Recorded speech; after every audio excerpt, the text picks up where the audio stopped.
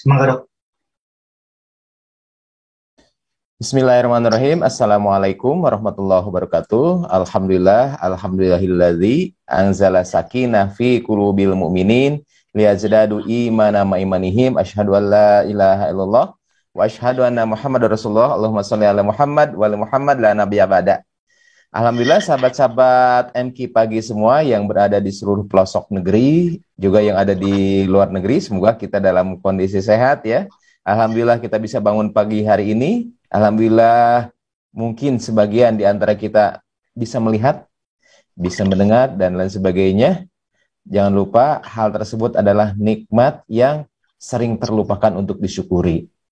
Baik, pada pagi hari ini insya Allah kita akan membahas masalah cancer, masalah kanker.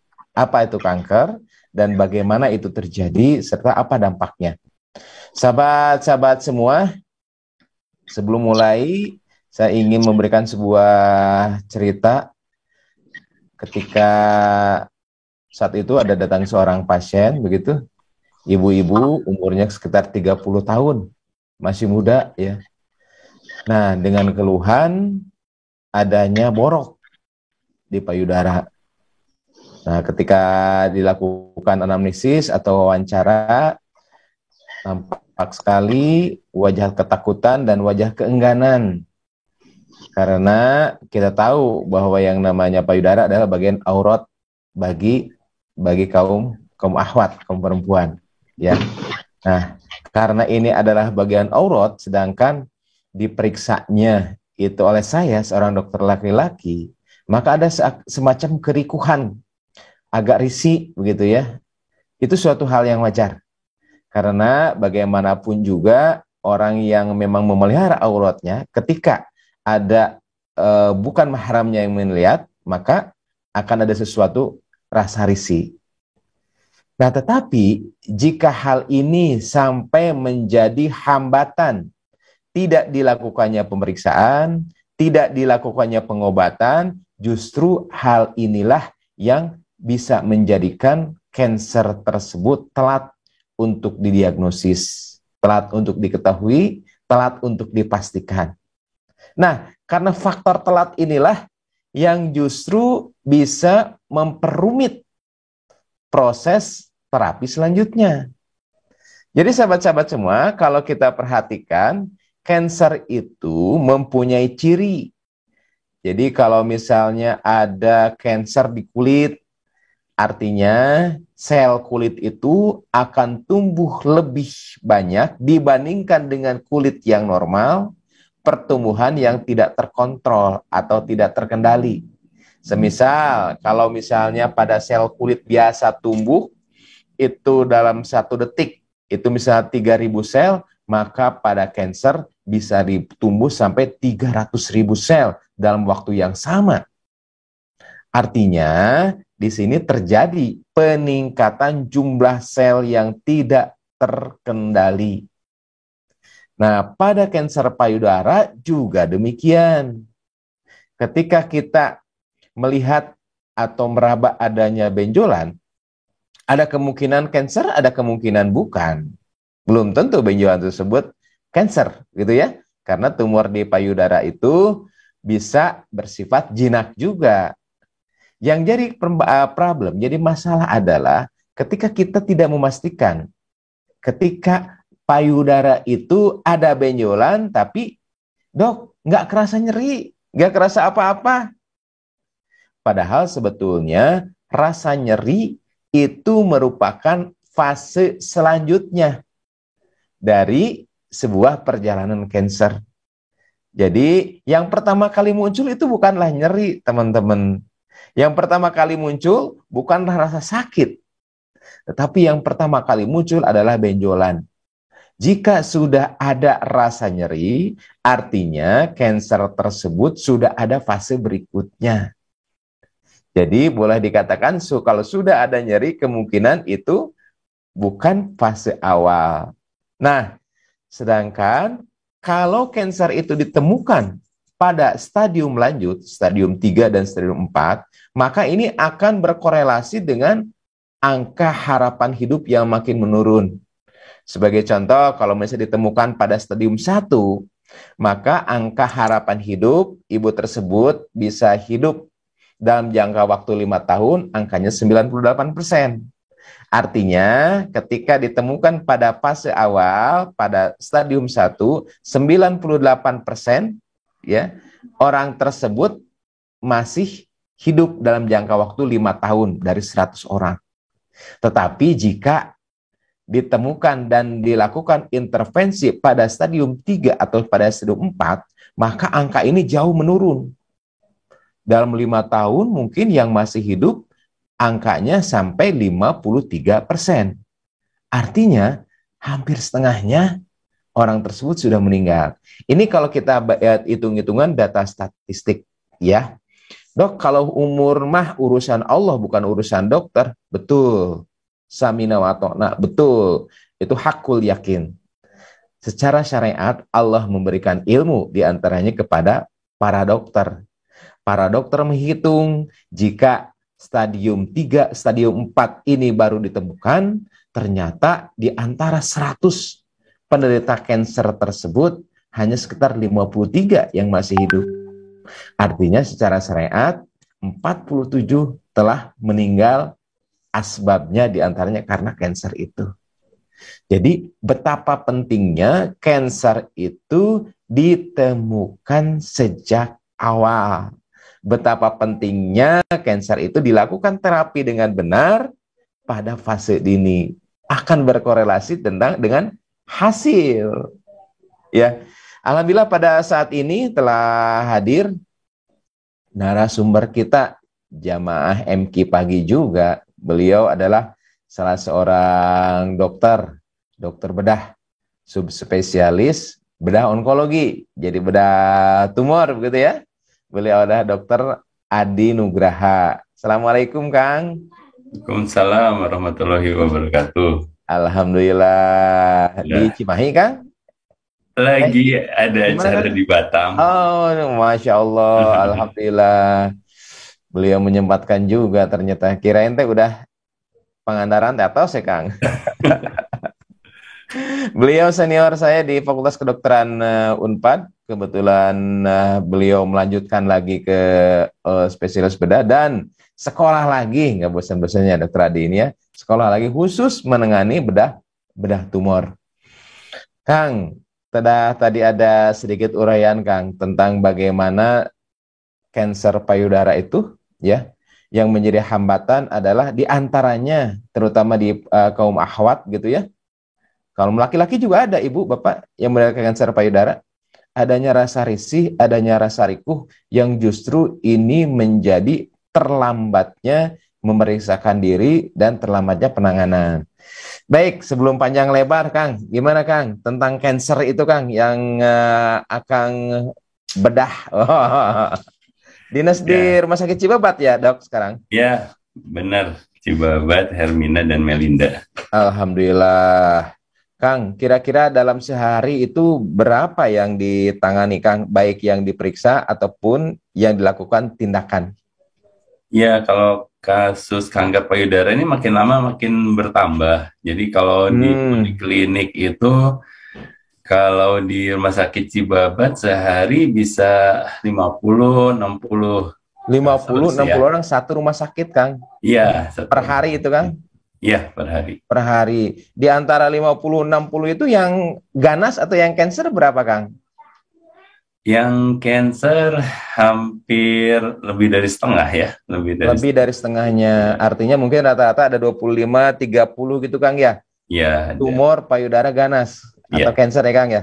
Nah di antara itu Kang, yang datang berapa banyak Kang? Yang stadiumnya itu sudah stadium terlambat atau stadium lanjut Kang? Di antara setengahnya itu Kang? Iya, jadi kalau di Indonesia datanya udah ada ya. Memang datanya itu 60-70% itu udah stadium 3 dan stadium 4. Jadi stadium 3, stadium 4. Baik Kang, yang disebut stadium 3, 4 ya bagaimana Kang? Mungkin yang simpelnya Kang? Ya, kalau stadium 3 itu sudah lanjut lokal. Ya. Tapi perbedaannya kalau stadium 4, kalau 4 itu sudah ada penyebaran jauh.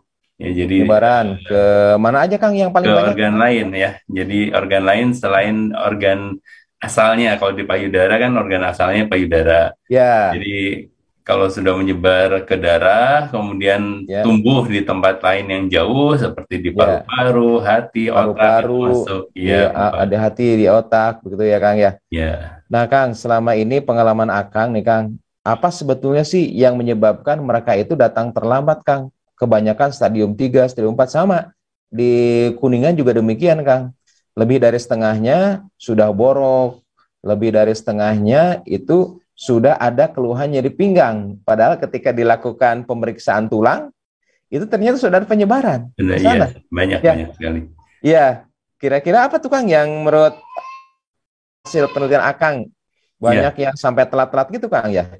kebanyakan sih pertama pengetahuan yang kurang, informasi yang salah. Jadi Informasi yang salah. takut, kemudian sehingga akhirnya apa menyembunyikan atau berobat ke alternatif. Jadi Betul, ya, menyembunyikan ya Kang ya. Karena merasa takut dan yang terkadang merasa risih Kang. Yang benar pernah saya benar temukan tuh Kang, risih badai diparos izin, malu katanya untuk diperiksakan itu ya.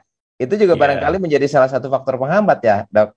benar dan Iya. juga takut karena memang infonya kurang, info yang tidak benar ya. Kalau misalnya Ya. habis berobat kemudian jadi parah. Padahal Ya. sebenarnya kebanyakan tadi hampir 70% datangnya sudah telat, menjadi apa? Jadi informasi yang keterima kebanyakan orang, oh kok banyak yang tidak Hmm, tertolong. Padahal memang karena sebagian pantes. besar datangnya sudah Iya, iya, iya, agak iya. telat seperti Ya itu. mungkin yang beredar ya, Kang. Ini kita nyebutnya Akang Okoh Dok gitu ya. Jadi yang Apa aja? beredar di masyarakat ya, ketika didiagnosis kanker payudara, maka banyak yang tidak tertolong sehingga ini menyebabkan ketakutan. Benar. Kenapa ini banyak yang tidak tertolong? Karena banyak yang telat datangnya. Kenapa ini banyak yang telat datangnya? Karena takut, khawatir, tidak tertolong. Ini kalau misalnya dibiarkan, ini justru akan menjadi circle yang memang nggak pernah berhenti, sahabat-sahabat semua. Jadi ketika kita dirasakan ada sesuatu, sebaiknya segera.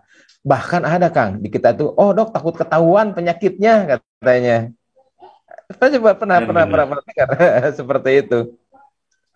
Jadi sahabat-sahabat semua boleh dikatakan bahwa penyakit yang paling rumit adalah penyakit yang belum diketahui jenisnya, apalagi penyakit tersebut belum ada obatnya. Sebetulnya itu yang rumit mah. Tapi kalau misalnya kanker payudara, di antara kanker-kanker lain, sebetulnya payudara adalah kanker yang bisa dilakukan deteksi secara awal. Tidak semua kanker loh bisa dideteksi secara awal ya dok ya. Benar, benar. Baik dok, mangga dok, barangkali ada yang disampaikan dok. eh kita langsung masuk ke materi atau gimana? Mangga dok. Enggak ya? Inti-inti materinya dok. Mohon saya coba.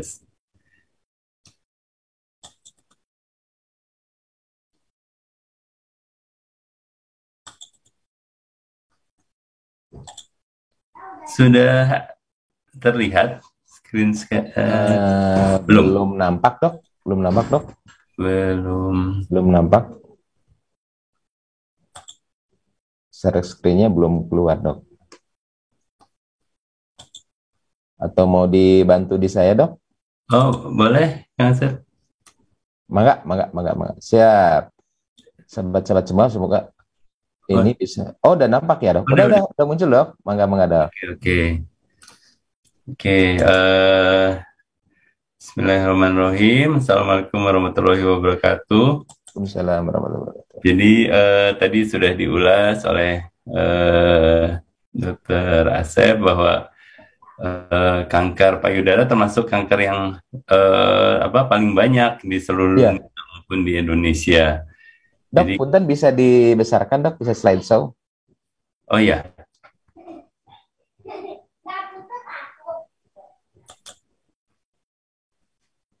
Ya dok, lebih jelas dok. ada ya. Jadi kanker itu adalah pertumbuhan dari sel yang tidak normal, kemudian dia berkembang terus, kemudian juga sifat dari sel kanker ini dia sulit untuk mati, dan yang Iya. sudah tua terus berkembang sehingga Iya. menimbulkan suatu benjolan yang tidak normal. Iya. Iya. Kemudian secara umum ini sebelum sampai ke kanker payudara, ada singkatan untuk deteksi dini semua penyakit kanker. Hmm. Namanya singkatannya waspada. Ada 7 gejala ya, Betul. waspada. Nah, Ya. teman-teman dapat ilmu baru nih pada pagi hari ini ya. Ya, Jadi siap yang dok. pertama, waktu buang air besar, buang air kecil ada perubahan kebiasaan atau Ya. gangguan. Kemudian alat pencernaan terganggu atau sulit menelan. Adanya suara serak, batuk-batuk yang tidak sembuh. Mhm. Kemudian P-nya adalah payudara atau di bagian tubuh lain ada benjolan. Ya. A-nya adalah andeng-andeng atau tai lalat yang berubah sifat, membesar dan Ya. kental. D-nya darah lendir yang tidak normal keluar dari lubang tubuh kita. Kemudian juga bila ada A terakhir, ada koreng atau borok yang tidak mau sembuh-sembuh. Oh, itu untuk keseluruhan dari jenis-jenis cancer dok ya. Ya, Ya, ya, ya. kalau ada gejala ini cepat untuk eh, berobat. Ya, walaupun belum tentu nyeri dok ya. Belum tentunya. Iya. Jadi sahabat-sahabat semua, jangan sampai ketika kita melihat meraba adanya benjolan di payudara khususnya, tetapi tidak nyeri, jangan sampai itu dianggap satu hal yang biasa. Karena kan yang normal tidak ada benjolan itu tumbuh. Begitu dok ya? Benar-benar. Mangga silakan dok. Ya. Kemudian ini kalau secara global, memang saat ini kanker payudara itu merupakan kanker yang paling banyak. Kemudian kedua adalah kanker paru-paru, kemudian usus besar, lambung, hati, kemudian kanker mulut rahim itu baru di nomor 8 ya. Nomor Tapi memang kalau 8. untuk Ya, ya, ya. penyebab kematian itu nomor satu, yang lebih untuk penyebab kematian dibandingkan jumlahnya yang paling besar itu kanker paru-paru. Kalau Iya, penyebab kematian dok ya. itu nomor 5. Tapi kalau misalnya di Indonesia, ini data dari tahun 2020, itu yang nomor 2-nya adalah kanker mulut rahim. Jadi memang masih cukup banyak. Ya, yang orange itu dok ya. Ya, benar. Ya, kanker serviks, kanker mulut rahim. Iya Dan dok. ini dua-dua ini kan terjadi pada wanita ya. Jadi Iya, memang iya, iya. harus kita waspadai karena sebagai nanti pengaruhnya sebagai ibu, jadi dengan angka kejadian ini kan, dengan angka kematian yang tinggi itu nanti pengaruh dampaknya kan cukup luas. Iya, iya, iya, iya, Gitu. iya. Kemudian dari total kasus kalau di Indonesia satu tahun itu ada 396.914 kasus Ini per tahun dok ya. per tahun. Per Ya, tahun ada 396.000 seluruh kasus. kasus Iya, kanker. satu kasus kanker. Sedangkan Iya, kanker payudara itu 16,6%-nya, sekitar 68 iya, ribu. iya, iya, iya. Kalau dari ini pada laki-laki dan wanita ya. Kalau pada wanita, kalau kanker payudara itu sepertiganya, 30,9%. Iya. Sedangkan insidensi kejadiannya itu ada 42,1 orang per 100 100.000 ini, penduduk. maaf, 100.000 kurang ya, 100.000 Iya. penduduk. Iya, jadi di antara 100.000 penduduk kemungkinan ada 42,1 42,1 orang begitu ya. ya di antara 100.000 penduduk dok. Angka kematiannya kalau setahunnya semua kanker ada 234.511 kasus, sedangkan yang kanker payudara ada 22.000 kasus. 22.000 kasus Ya, kematian per tahun ya. karena Sedangkan dari kanker payudara dok ya, ya. angka kejadian barunya setahun tadi 68.000. Jadi yang meninggal 22.000. Jadi itu kalau dilihat dari jumlah kasus baru itu jadi sepertiga, tapi kan kita menghitungnya harusnya dari prevalensi ya, dari Iya, semua iya, kasus. iya, iya, iya, iya, iya, iya. Kalau kita lihat nih perbandingan kasar supaya Iya, semuanya iya. ini lihat, kasus COVID aja sekarang ada 6,32 kasus kan ya, 6,32 Ya, juta 2 juta kasus, ya. kematiannya Iya.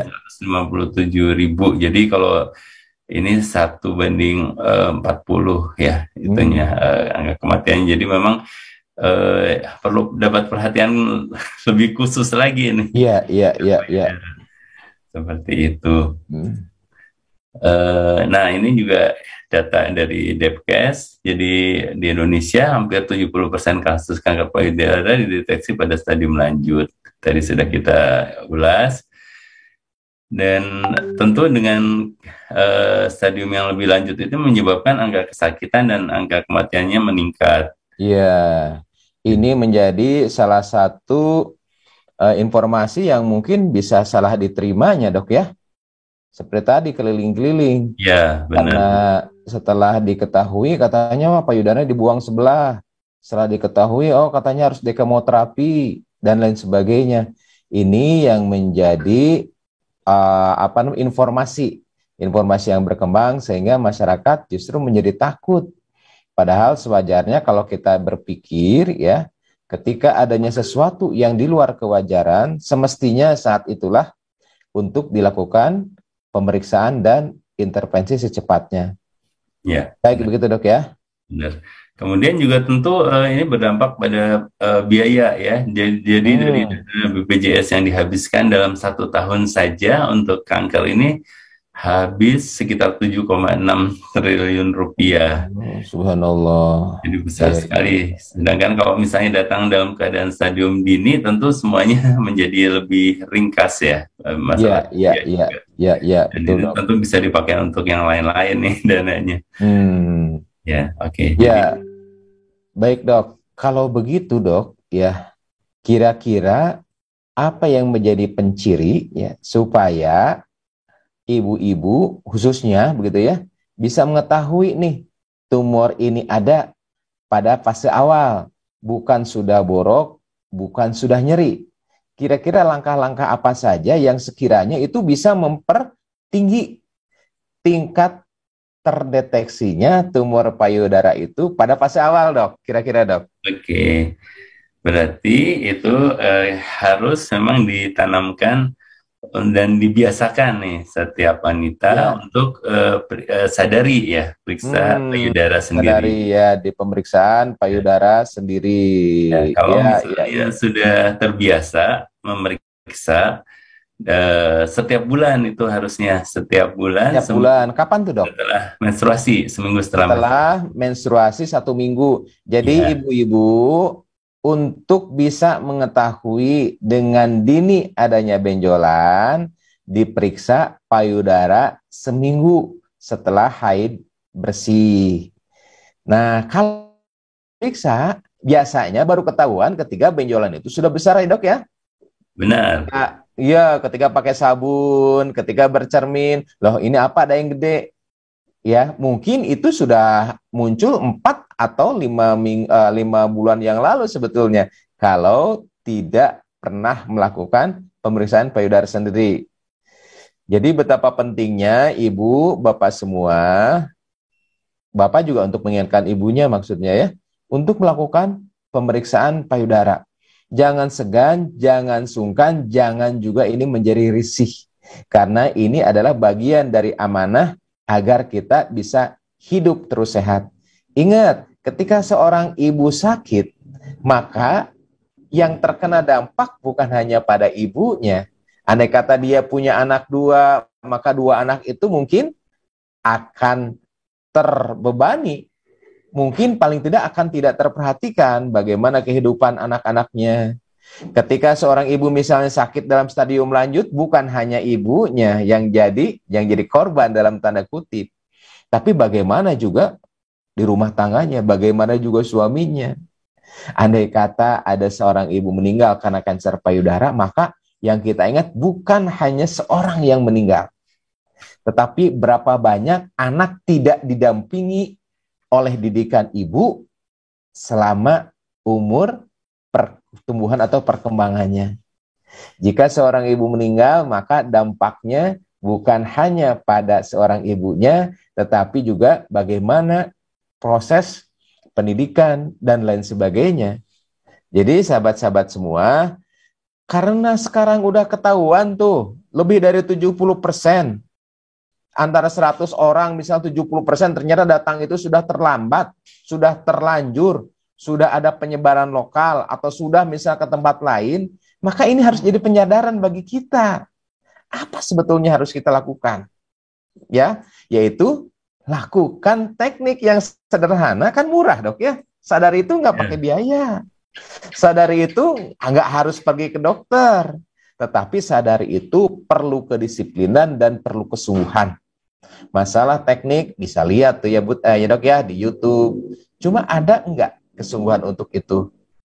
Baik dok, kalau ada yang sambil ini dok ya, sambil menjawab pertanyaan dari Instagram dok. Apakah mungkin dok, kanker payudara ini ada faktor turunan katanya dok, selain dilihat ini dok? Ya, ada faktor genetik, tapi sebenarnya kecil. Kecil dok ya? Iya, hanya 10-15% itu namanya. 10-15%. Ya, kalau ada mutasi di gen BRCA1 atau BRCA2. Ya, ada perubahan pada struktur gen dok. Kalau begitu dok, penyebab terbanyaknya apa dok? Ya, yang diduga sebenarnya kalau kanker itu hampir semuanya sekarang adalah multifaktorial, banyak faktor. Ya, faktor yang banyak. Ya, tapi tidak untuk hanya kanker satu. payudara yang berperan lebih banyak adalah hormon estrogen itu. Hormon estrogen. Baik. Estrogen itu apa, Dok? Cara mengetahuinya atau cara menghindarinya bagaimana nih, Dok? Ya, sebenarnya hormon estrogen itu adalah hormon yang normal ada pada seorang wanita yang masih aktif menstruasi ya. Dan itu merupakan hormon yang diperlukan untuk tanda-tanda primer seorang wanita maupun tanda-tanda sekunder kewanitaannya sebenarnya seperti itu.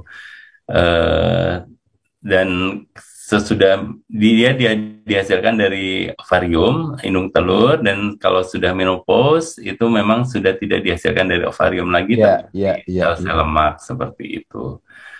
Dok, jadi yang dikatakan resiko yang tinggi pada kanker payudara kaitannya dengan estrogen itu apa saja dok? Mungkin yang mudah dikenali sama masyarakat dok. Jadi kalau misalnya terpapar hormon estrogen dalam kadar yang tinggi dan dalam jangka waktu yang lama. Ya, dari mana itu dok banyaknya dok? Iya, faktor risikonya adalah yang pertama, kalau misalnya menstruasi pertama atau menarche itu di usia yang dini sekali. Oh iya, jadi wajib waspada kalau misalnya usia 12 tahun sudah begitu dok ya? Wajib waspada.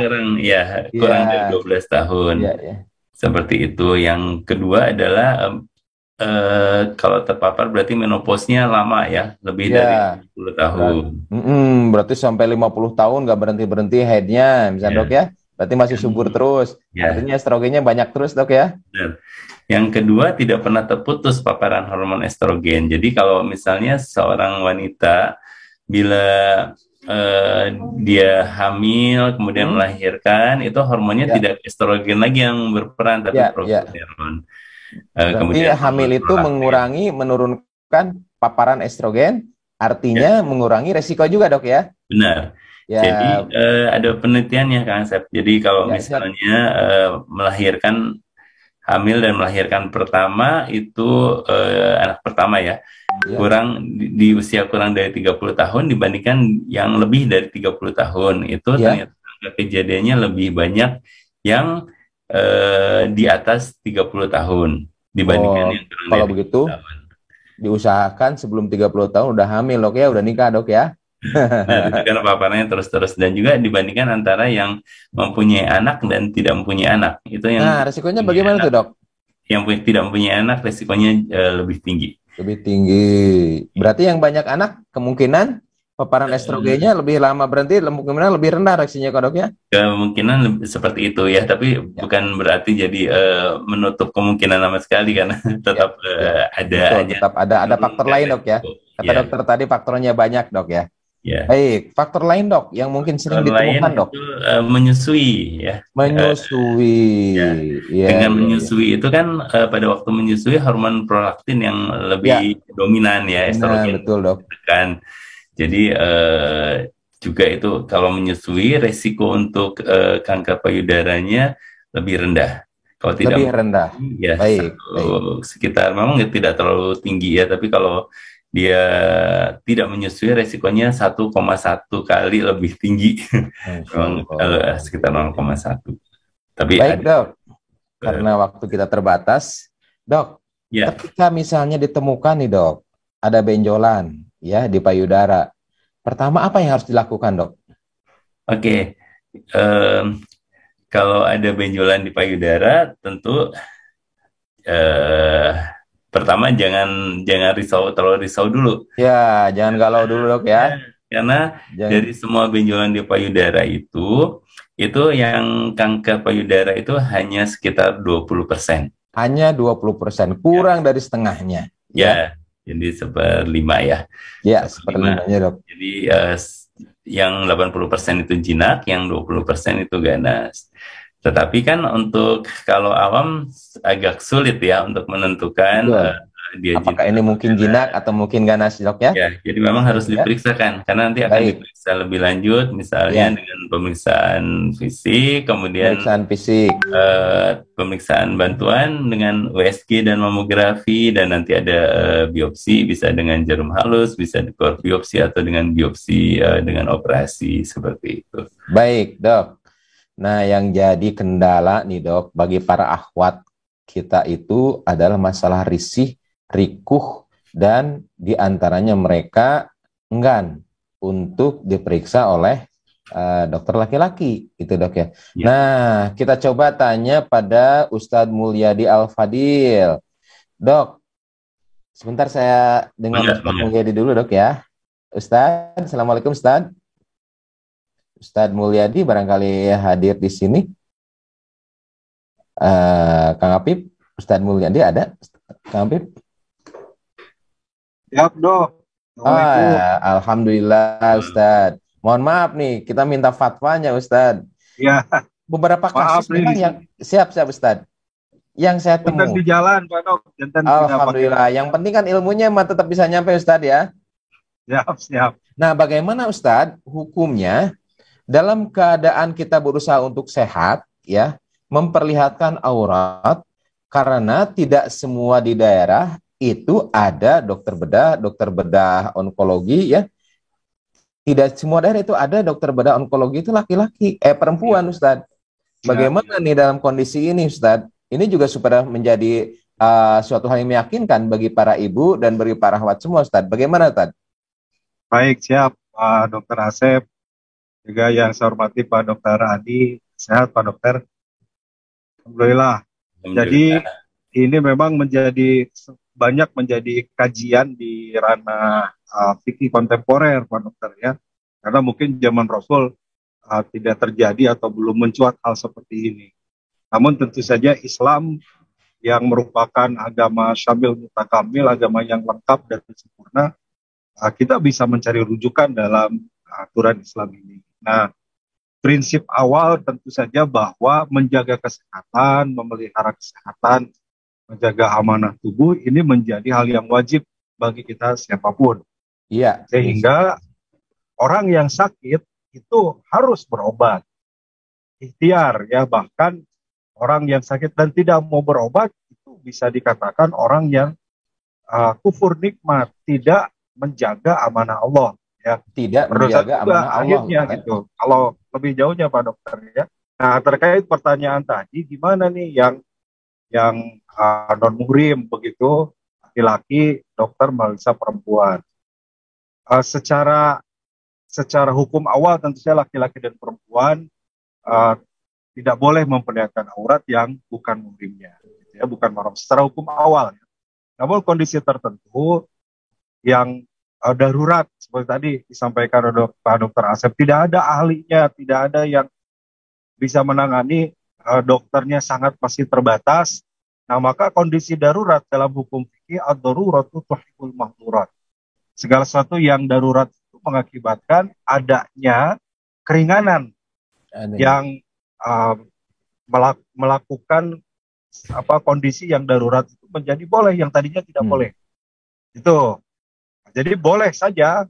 Ini menurut hukum fikih pendapatnya Imam Ibn Taimiyah, kemudian ulama kontemporer Abdullah bin Bas, atau mungkin Lajnah Daimiyah dari Arab Saudi ya juga memutuskan ketika di situ tidak ada dokter yang perempuan, kemudian apalagi kajian kita ini tentang kanker payudara ya, yang area sensitif tentu saja. Tapi kalau tidak ada perempuan yang ahli yang bisa menangani, maka itu masuk kondisi darurat. Dan kondisi darurat itu boleh, gitu ya. Yang kedua, dok, sedikit lagi ditambahin juga, alangkah lebih baik kalau kemudian didampingi, gitu ya, mungkin perawatnya atau pendampingnya atau keluarganya, pokoknya yang ya tetap ada muhrimnya, gitu. Itu lebih aman lagi, begitu Pak Dokter. Baik, terima kasih Ustadz Mulyadi. Ini suatu pencerahan sekali bagi kita, karena ini jadi salah satu faktor penghambat, terutama bagi akhwat yang memang kesehariannya itu menutup aurat, ya, sangat-sangat preventif. Tetapi jangan sampai hal ini juga menjadi penghambat terhadap upaya amanah untuk terus sehat. Terima kasih Ustadz. Baik, kita lanjutkan. Sami-sami dok, mangga dilajeng, mangga. Saya ikut menyimak. Dilajeng fiamanillah Ustadz. Baik, Dokter Adi. Waalaikumsalam warahmatullahi wabarakatuh. Baik, Dokter Adi. Nah, dok, ketika kita misalnya udah diperiksa nih dok, kan tadi diperiksa oleh dokter, kemudian bisa di USG dok ya, kemudian juga mungkin bisa dilihat, dicari jaringan di dalamnya dengan pakai jarum gitu dok ya, untuk sedikit dilihat. Kemudian dok, ketika ditemukan bahwa itu suatu cancer atau suatu tumor ganas payudara, kira-kira langkah berikutnya apa dok? Baik, setelah kita tahu ternyata yang dia termasuk yang 20% orang yang benjolannya ternyata ganas. Nah, kita harus menentukan itu namanya staging ya, menentukan stadiumnya. Yaitu di kedokteran namanya TNM, sistem dilihat benjolannya seperti apa, besarnya ukuran tumornya dok ya. Kalau yang bagus sih kalau ketemunya masih di 2 cm atau lebih kecil. 2 cm atau lebih kecil dok ya. 2 cm itu bisa keraba dok ya umumnya dok? Bisa, kalau misalnya rajin memeriksa setiap bulan, itu dia akan paham pada saat terjadi benjolan yang tidak normal. Baik, ibu-ibu, bapak-bapak semua, teteh-teteh, mulai sekarang cari bagaimana caranya memeriksa payudara sendiri, supaya ini langkah awal kita sebagai bentuk pertanggungjawaban atas nikmat sehat yang Allah berikan, supaya kalau jika Allah takdirkan ada sesuatu, kita bisa temukan secara awal dan kita bisa lakukan tata laksana atau terapi dengan tingkat keberhasilan yang lebih tinggi tentunya. Baik dok, silakan dok. Benar, menambahkan itu tadi, jadi kalau misalnya sudah hafal setiap bulan pada saat normal, tentu kalau ada yang aneh pasti akan. Iya, betul dok. Seperti itu. Jadi kita akan mencari benjolannya sudah sebesar apa. Iya. Kemudian juga apakah sudah ada infiltrasinya tuh, penjelarannya ke dinding dada atau ke kulit sudah ada bolong atau kemerahan, seperti itu. Kemudian penyebaran ke kelenjar getah bening dan penyebaran jauh itu kita akan cari. Nah, dari sana baru kita akan menentukan tindakan-tindakannya seperti itu. Nah, ini kan kita cari ini apakah hanya di payudaranya atau sudah ada di kelenjar getah bening. Apakah sudah masuk ke dinding dada atau sudah ke kulit berupa borok dan kemerahan dan sebagainya. Dan dilihat juga pemeriksaan yang lain, paru-paru yang sering itu adalah tulang belakang salah satunya ya. Makanya tadi Dokter Asep juga udah bilang ya, sering ketemu tiba-tiba pasiennya sudah tidak lumpuh, sudah lumpuh. Iya. Seperti itu baru datang, karena memang sering sekali ke tulang belakang. Tulang belakangnya menjadi rapuh, sarafnya terjepit, menjadi gangguan di tungkai bawah seperti itu. Cari juga paru-paru, kemudian hati, penyebaran ke otak. Seperti itu nanti baru kita menentukan.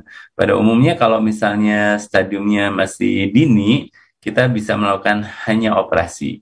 Iya, hanya operasi dok ya. Ya, Iya, iya. operasi. Operasinya itu kalau benar-benar stadiumnya stadium satu begitu ya, kita bisa melakukan nah ini eh, payudaranya tidak diangkat semua, hanya sebagian kalau masih stadium satu. Yang Kalau gambar mana dok?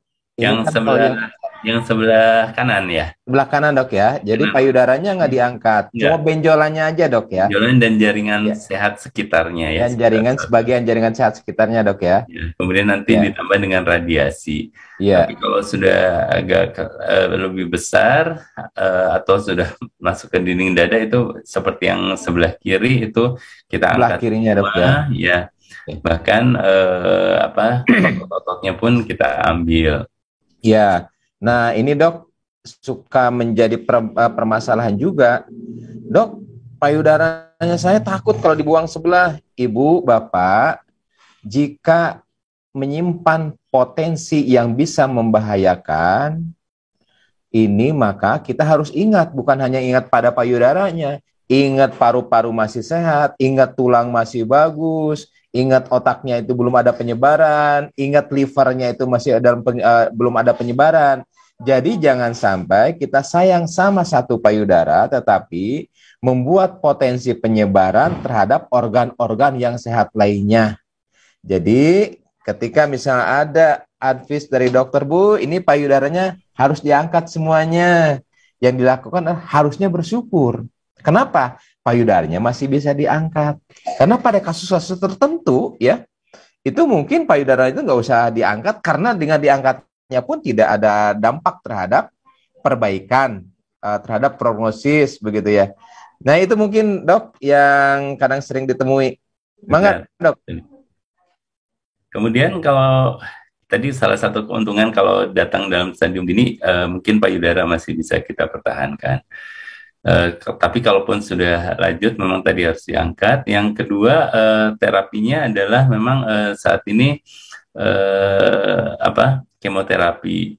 Jadi sebenarnya pada waktu setelah dibiopsi itu kita sekarang bisa periksa subtipe dari kankernya. Jadi kanker Iya. payudara itu ternyata berjenis-jenis. Iya, jenisnya dok ya. Ya, dari subtipenya itu nanti kita bisa menentukan, oh ini obat kankernya lebih sensitif dengan kemoterapi, apakah dengan obat minum seperti hormonal terapi seperti itu.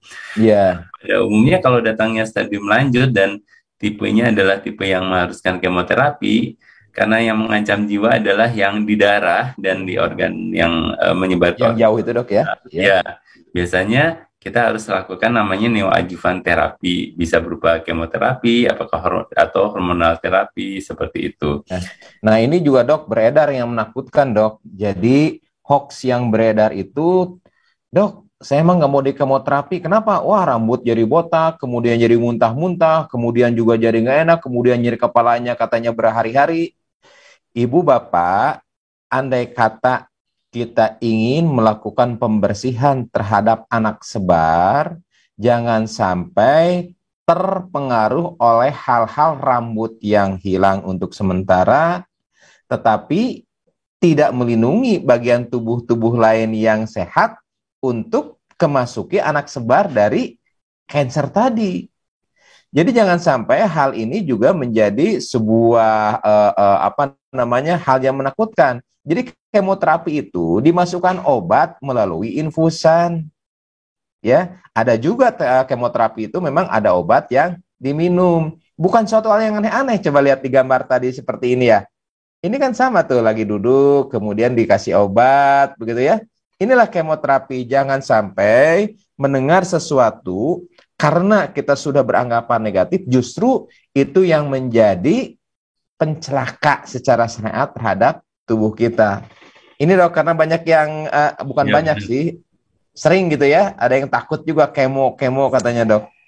Ya, jadi semuanya itu ketakutan itu memang berpulang dari mendengar, kemudian melihat orang-orang di sekitarnya atau tetangganya yang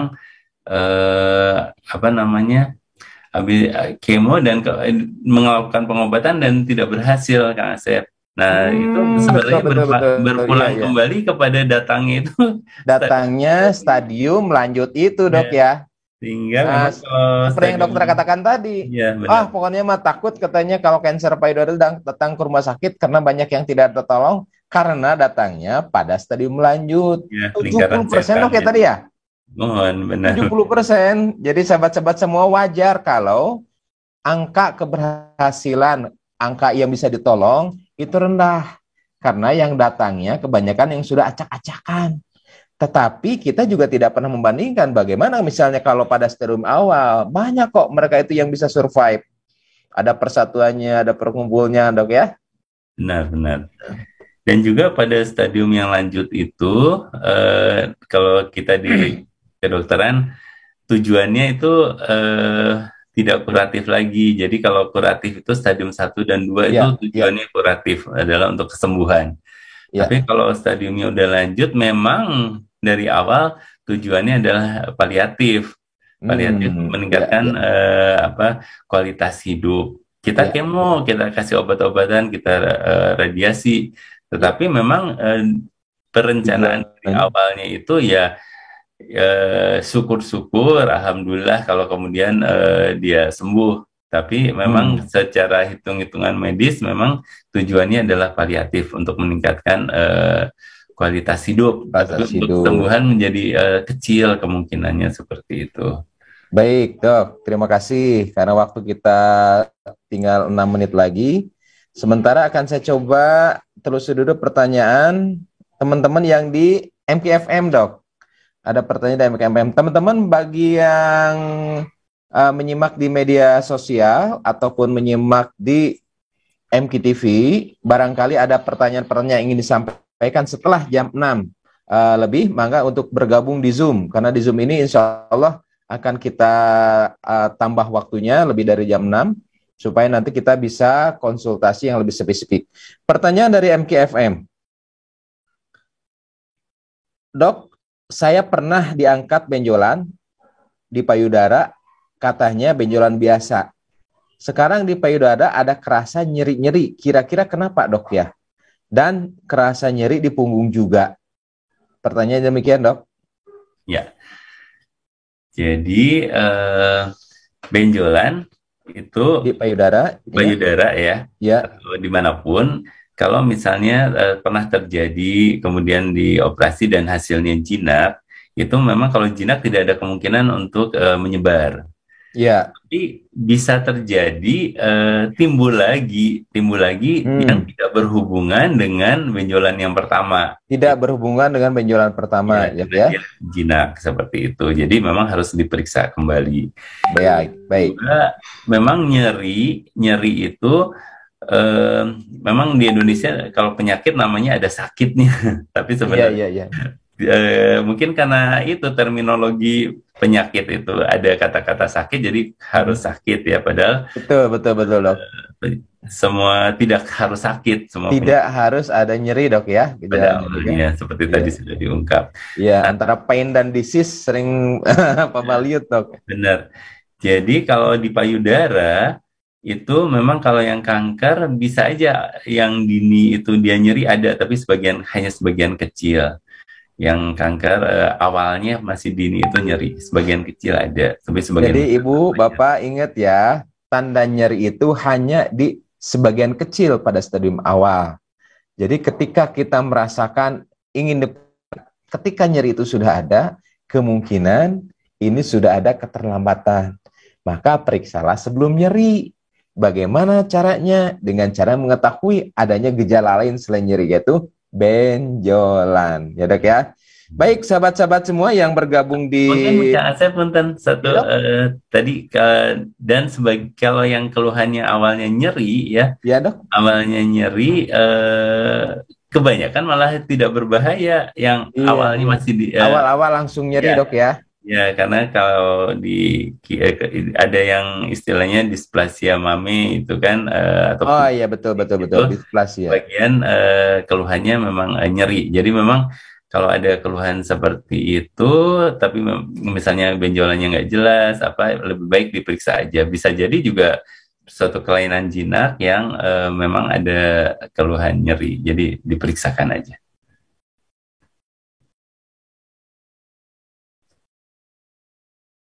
Kang Asep itu masih di mute. Oh iya, punten dok. Baik, sahabat-sahabat yang ada di YouTube, yang ada di Instagram, ada yang di Facebook, silakan bagi yang ingin melanjutkan acara ini, bisa berlanjut bergabung di Zoom, silakan. Nanti kita akan bahas lebih lanjut seberapa seberapa pemeriksaan apa saja yang harus dilakukan, misalnya USG atau misalnya mamografi, kapan itu harus dilakukan? Apakah setahun sekali, dan bagaimana jika mereka punya riwayat di keluarga, dan faktor-faktor apa saja mungkin yang bisa kita jadikan sebagai usaha pencegahan. Apakah dok ada hubungannya nggak dok dengan makanan, ada hubungannya nggak dok dengan olahraga, dok apakah misalnya minum obat tertentu bisa pengaruh nggak terhadap kanker payudara. Baik, insya Allah pertanyaan-pertanyaan tersebut akan kita bahas ya. Sementara ini saya rangkum dulu pertanyaan-pertanyaan yang ada di di media sosial. Bagi teman-teman yang ada di Zoom, insya Allah pertanyaannya juga nanti akan dibahas. Baik dok, barangkali ada pesan tertentu dok, bagi sahabat-sahabat mungkin yang menyimak saat ini di MKTV dok, atau di MKFM. Baik, sahabat-sahabat MK, yang jelas bila ada suatu kelainan di tubuh kita, tadi sudah dikatakan juga tubuh kita adalah amanah dari Allah, itu harus kita cepat untuk mencari tahu apakah itu berbahaya atau tidak, dan kalau memang berbahaya, cepat untuk mencari tindakan yang tepat dan maksimal ya, berikhtiar maksimal. Jadi juga salah juga kalau misalnya kita tidak berusaha maksimal, tapi kemudian pasrah seperti itu juga tidak benar. Jadi memang setelah berusaha maksimal baru kita tawakal, mungkin itu aja. Siap. Alhamdulillah. Baik sahabat-sahabat yang ada di MKTV, MKFM, terima kasih atas kebersamaannya. Sahabat-sahabat yang ada di media sosial, semoga pertemuan kita kali ini menjadi penyadaran bahwa sehat itu adalah amanah. Bahwa kewajiban untuk sehat adalah sama halnya kewajiban ketika kita ingin melakukan ibadah-ibadah lainnya.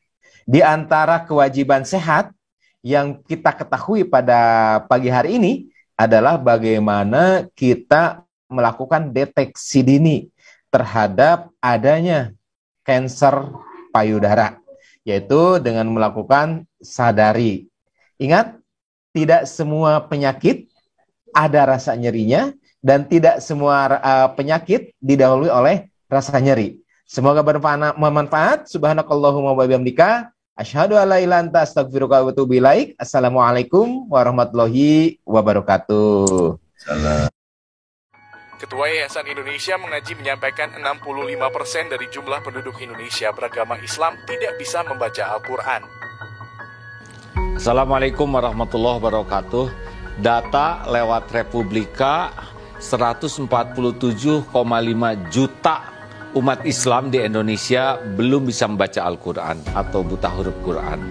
Departemen Agama mencanangkan minimal 5 juta mushaf diperlukan di Indonesia ini setiap 1 tahun. Dan DT Peduli sebagai tahap awal mencetak 20.000 mushaf untuk diwakafkan kepada masyarakat di pelosok negeri, karena banyak masjid yang sudah rusak Qur'annya atau tidak punya Qur'an, dan ini ladang amal bagi kita semua. Ayo sahabat-sahabatku sekalian, kita menjadi orang yang berada di barisan paling awal dalam berwakaf mushaf Al-Quran untuk negeri bersama DT Peduli. Assalamualaikum warahmatullahi wabarakatuh. Berwakaf Al-Quran ke pelosok negeri plus pelatihan membaca Al-Quran. Wakaf Al-Quran plus raih pahala mengalir abadi.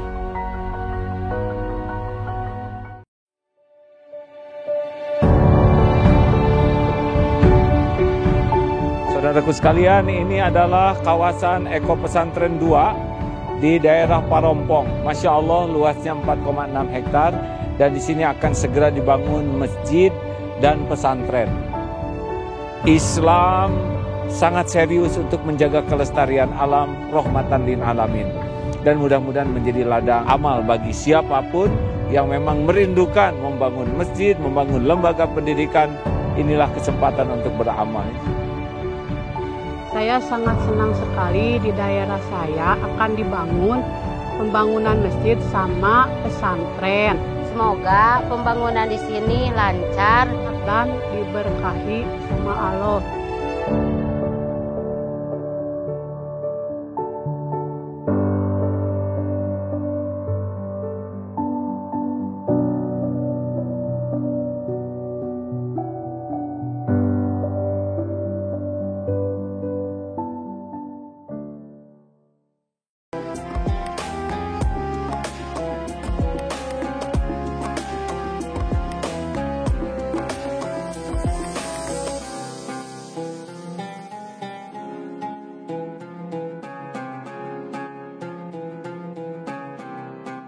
Jangan lupa, saya bilang sekalian, terus berlangganan di Darut Tauhid Official.